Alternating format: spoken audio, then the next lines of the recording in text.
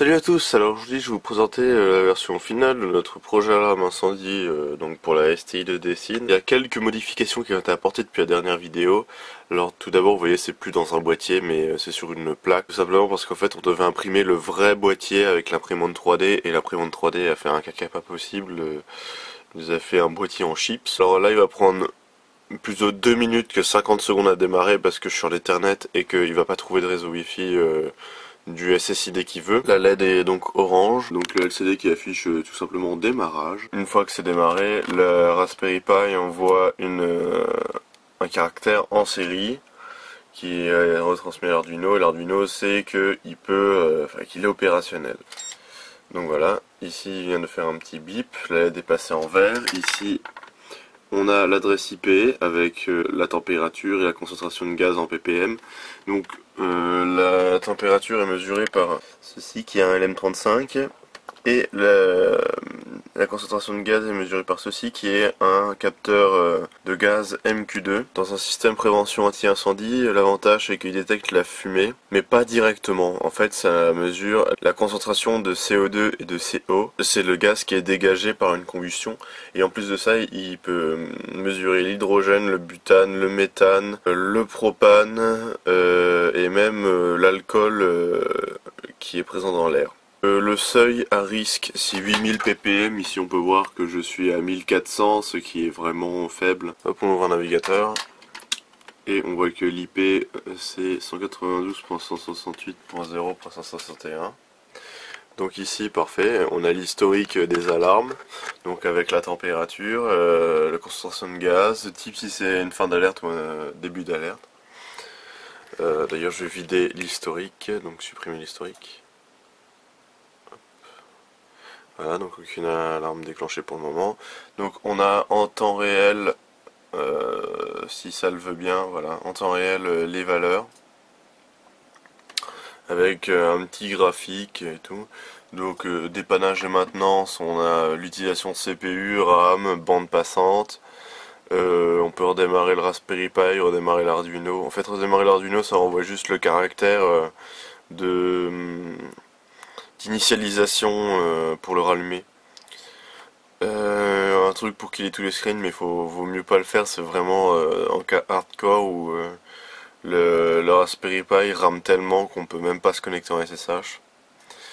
Donc ici les réglages, donc on a la configuration de l'adresse email, parce que ça envoie les mails pendant les alertes. On peut activer ou désactiver l'envoi du mail, donc en cliquant là. On peut afficher les graphiques, température, donc c'est ce que je vous ai montré à la page d'accueil. Si on a un formulaire de contact, il m'envoie un mail. Donc en plus de ça, on a fait une petite application mobile. Il y a juste qu'on n'a pas encore de détection de si c'est un mobile ou pas. Donc c'est vraiment le truc le plus classique possible, hein, et c'est aussi rafraîchi. Hop, dans la configuration. Voilà. Donc c'est vraiment, on peut pas faire plus simple. Donc comme on peut le voir ici, ça rafraîchit toutes les secondes. Si c'est toutes les secondes le site web mobile. Donc je vais vous faire une petite démo avec le chalumeau. Donc ici on peut voir qu'il y a une alarme. Enregistrement de la... Ouais, il y a le graphique qui est monté bien en flèche. Enregistrement de l'alarme. Donc quand on est en dessous de 8000 ppm, il nous propose de l'arrêter. Sinon on peut utiliser le bouton poussoir ici. Et donc en plus de ça, je reçois un mail qui ressemble à ceci. Donc mail avec une interface prévue pour les mobiles mais qui passe très bien aussi sur PC. Donc en alarme, c'est marqué alarme en cours, on n'a plus l'IP qui s'affiche. Voilà. On a la LED qui indique que l'ampli est allumé, donc les deux haut-parleurs qui sonnent, donc grâce à la sortie de jack. Hein. Donc c'est le Raspberry Pi qui gère le son. Et donc on peut arrêter en appuyant sur le bouton. Voilà. Et donc là il repasse en aucune alarme en cours. Et il a enregistré une fin d'alarme. Et je vais encore recevoir un mail de notification qui va m'indiquer, voilà, fin d'alerte. Au début on voulait passer par des serveurs SMTP style le FAI du bahut, tout ça. Mais en fait on pouvait pas parce que si vous voulez avec un proxy et tout c'était assez chiant. Par contre on a remarqué que le port du SMTP était ouvert, donc du coup on a carrément hébergé un serveur SMTP là-dessus. Il y a juste que quand on déclenche des alarmes et qu'on n'a aucune connexion internet et qu'on leur branche, bon, on se fait spammer, bon c'est tout, c'est comme ça.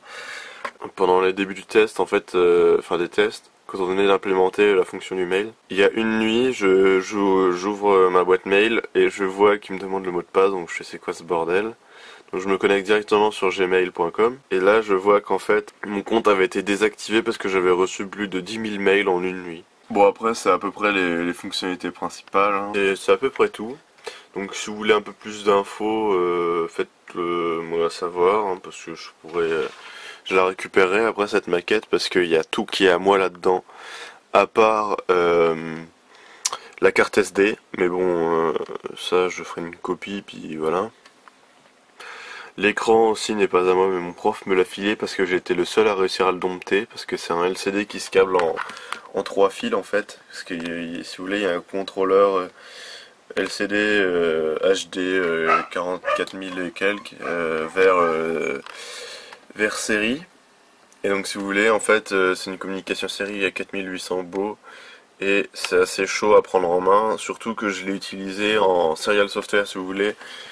Normalement on devrait utiliser un port de communication, donc ici on a envoi et réception. Et donc si vous voulez, vu qu'ils étaient déjà utilisés pour la communication entre Raspberry Pi et Arduino, j'ai utilisé le pin 8 comme LCD software serial. Puis voilà quoi, c'est à peu près tout, donc je vous souhaite une bonne journée, etc. Et puis voilà.